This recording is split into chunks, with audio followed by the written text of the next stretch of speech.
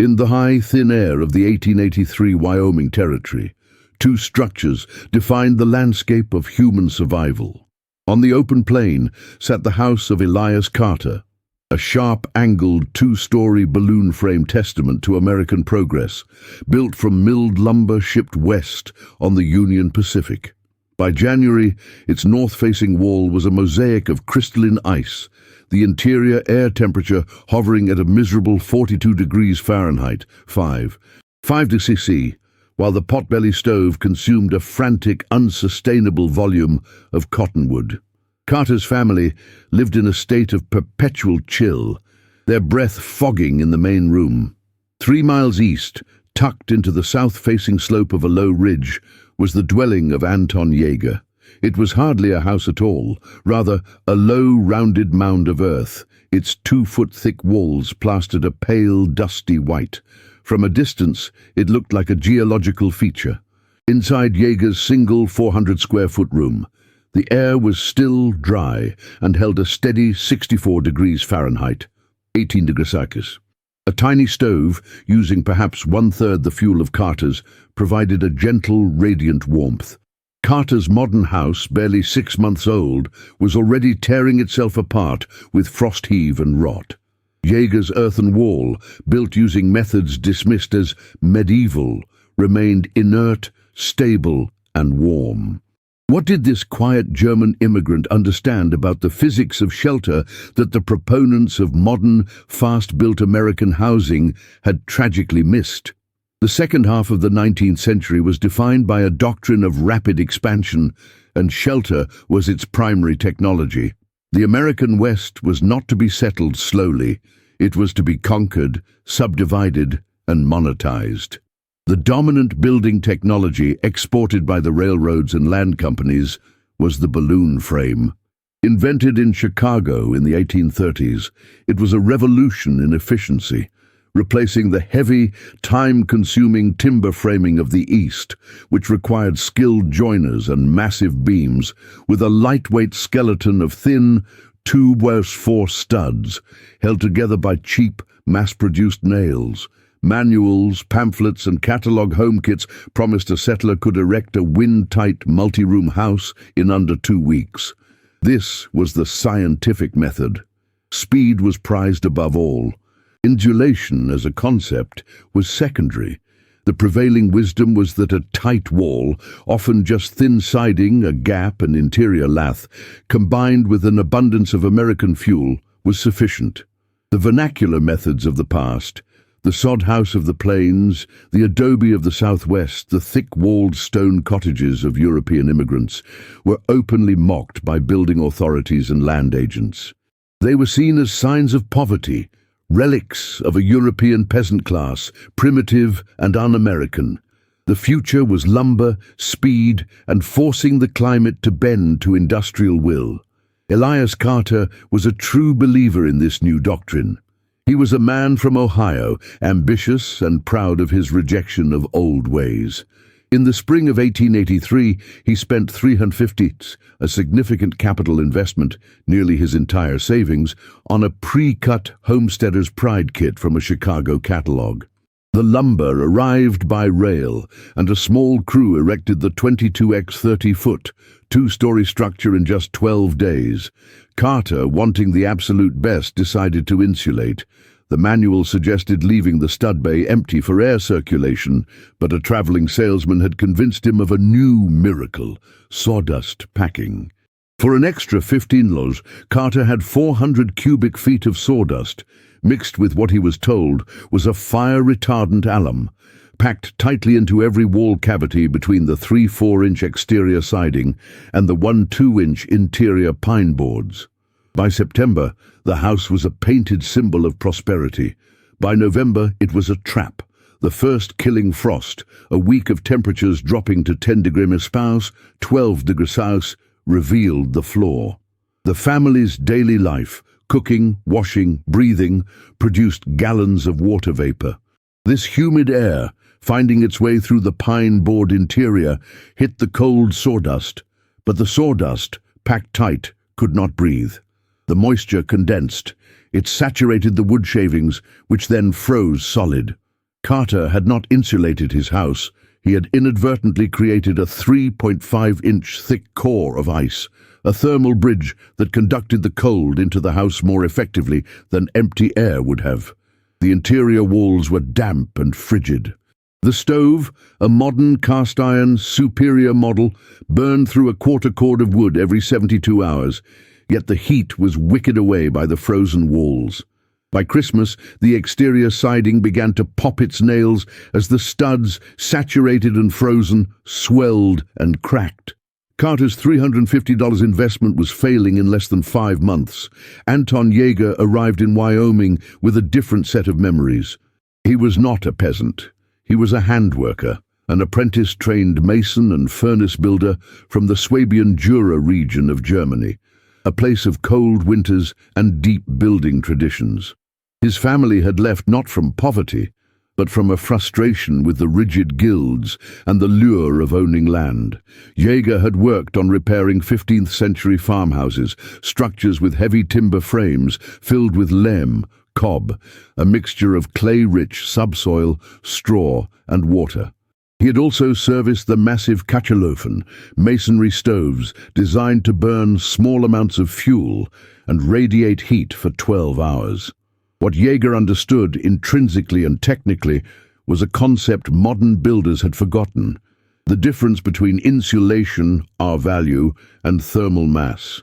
He had seen 500-year-old earthen walls that were dry, stable, and had never cracked. He knew the secret was not just the material, but its ability to breathe, to absorb and release moisture vapor. When his new neighbors, like Carter, saw him digging into the hillside and mixing mud with his boots, they pitied him. They called him Gopher Yeager or Mudman. They saw a man reverting to the primitive status they had paid $350 to escape. Yeager ignored them, trusting the physics he had learned from centuries of German engineering. His first implementation was a direct contradiction of every principle of modern American building.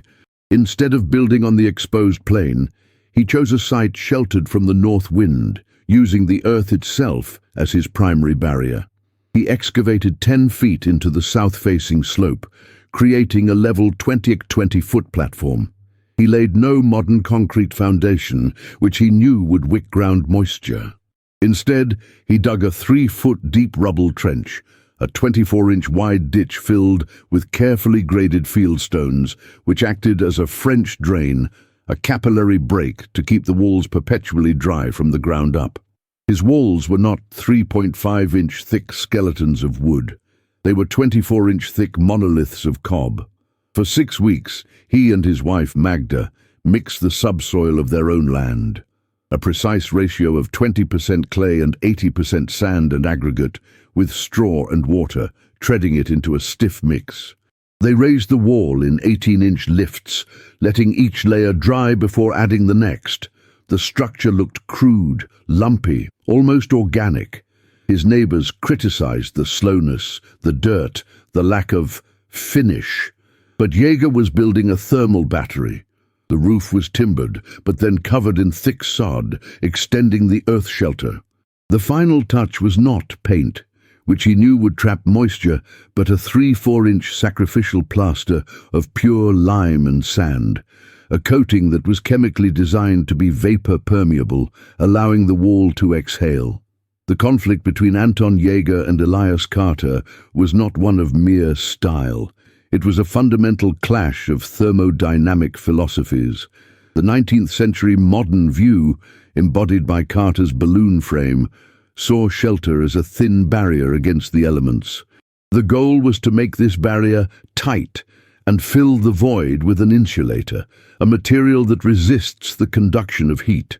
The house was a box, and the stove was an engine, fighting a constant losing battle against heat loss. The problem was that this philosophy ignored 2 critical factors: moisture and mass. The medieval philosophy, as practiced by Yeager, viewed the house as a dynamic system, a membrane that interacts with the environment. Yeager didn't care about R-value, he cared about thermal lag. His 24-inch earthen wall had enormous thermal mass. It took 10 to 12 hours for a change in outside temperature to migrate through the wall. The small stove and the low winter sun didn't just heat the air in his house. They heated the walls. The walls became a massive, stable, low-temperature radiator, slowly releasing that heat back into the room long after the fire died down. The second and more brilliant principle was vapor management. Carter's sawdust-filled wall trapped moisture vapor until it condensed, froze, and destroyed the structure. Jaeger's cob wall was hygroscopic. The clay particles physically absorbed excess water vapor from the air, from cooking or breathing, and because the lime plaster breathed, the wall slowly and harmlessly released that vapor to the dry outside air. Carter's wall rotted. Jaeger's wall simply moderated the humidity. In early February, a man named Silas Vane arrived in the territory. Vane was not a settler, he was a railroad engineer, a methodical man from Boston, tasked with surveying a potential spur line to a new coal discovery. He carried a logbook, a barometer, and a calibrated mercury thermometer. Forced to seek shelter by an approaching front, he spent the night of February 8th at the Carter house. Vane, trained in scientific observation, was appalled. He recorded the outside air temperature at 5 degrees 20 centigrades. Inside, his thermometer registered 44 degrees 70, 4 feet from the stove, but 36 degrees 2 near the north wall. He noted visible frost on interior plaster and constant, severe drafts. He also noted Carter's fuel consumption, estimating he was burning nearly 500 pounds of wood in 24 hours, just to maintain these barely livable conditions. The next day, curious about the mud hut he had been warned about, Vane visited Jaeger. The outside temperature was now 10 degrees 6, 23. He opened the door to Jaeger's dugout and was met not by a blast of frigid air, but by a calm, still environment. His thermometer stabilized at 62 degrees 17 C. Most perplexing to Vane, the inside surface of the 24-inch earthen wall registered 59 degrees, 15 degrees C. There was no condensation, no drafts, no frost. Jaeger's stove was half the size of Carter's, and the woodbox was barely depleted. Vane, a man of equations, was baffled. By his calculations, the earthen wall's R value was pitifully low, perhaps R5 or R6 in total. It shouldn't work. Yet his logbook presented indisputable data. The primitive structure was outperforming the modern one by every metric. Vane stayed for 2 days, interviewing Jaeger, who explained his system not with folksy wisdom, but with the precise language of a master craftsman. The secret was a series of integrated layers, each managing a different physical force. First was the foundation drain, the 3-foot-deep rubble trench. This, Jaeger explained, was the capillary break. Clay is thirsty. Without this drain, the wall would suck moisture from the deep ground, freeze and spall, crack and flake at the base. Modern concrete footings, Vane realized, did exactly this, wicking moisture directly into the wooden sill plates. Second was the thermal mass of the 24-inch cob wall itself. Jaeger described it as a heat sponge. It inhaled the day's heat and exhaled it at night, smoothing the wild temperature swings of the high plains. It didn't stop the cold. It slowed it down, buffering the interior from the exterior. Third was the vapor-permeable envelope. This was the concept Vane found most revolutionary. Jaeger insisted his wall was not waterproof and should not be.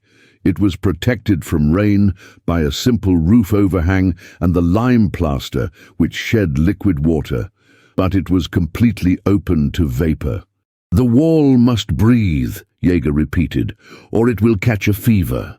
The fever was the trapped condensation, rot, and frost that was currently destroying Carter's house. The 500-year-old German walls never cracked because they were allowed to stay dry, managing moisture on a molecular level. Modern insulation failed because it was sealed in plastic or paper, a vapor barrier that once breached became a coffin for the structure. On February 11, 1883, the true test arrived.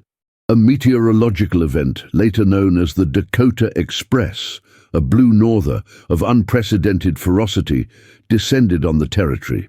The temperature plummeted from 22 degrees 7 degrees to 30 degrees 34 degrees in less than 4 hours. The wind, recorded by Vane before his anemometer froze, gusted to 70 miles per hour. The effective wind chill was a life-ending 70 degrees 57 degrees. In Elias Carter's house, it was an apocalypse. The wind shattered 2 north-facing windows. The frozen, saturated sawdust in the walls offered zero insulation. The structure was now just thin planks of wood against a hurricane.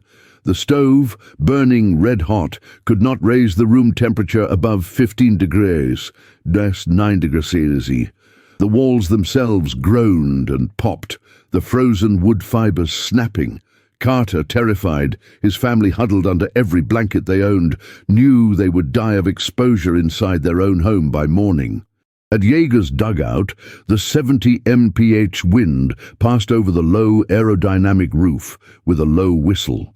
The 24-inch thick walls, with their 12-hour thermal lag, did not even register the sudden drop in temperature. The massive thermal battery, charged by the previous day's sun and stove fire, continued to radiate its gentle 59-degree heat. The interior temperature slowly fell, but only to 58 degrees C, 14 degrees C. The structure was silent, stable, and completely indifferent to the storm. At dawn, in a lull in the wind, Elias Carter, his face and hands already showing the white waxy signs of severe frostbite, stumbled the 3 miles to Yeager's farm. He collapsed against the door. Yeager and his wife Magda dragged him and, one by one, his wife and 2 small children into their single room. The 400-square-foot space now held 6 people, a sudden, heavy load on the small environment. This was a new test, not of cold, but of operation. Magda Yeager took command. The immediate danger was humidity and oxygen depletion. 6 people breathing in a small, tight space would quickly produce dangerous levels of moisture and carbon dioxide. While Carter's wife wept, Magda instituted a strict protocol. She fed the stove only small amounts of wood, keeping it at a low, steady burn. The walls would do the rest. And crucially, every 2 hours, she ordered Anton to open the heavy door for a full 30 seconds. A brutal wave of 30 degrees of air would pour in, a shocking, painful flash freeze, but it served to purge the accumulated moisture and refresh the oxygen. The earthen walls, with their massive hygroscopic capacity, inhaled the excess humidity from the occupant's breath, preventing any frost from forming inside.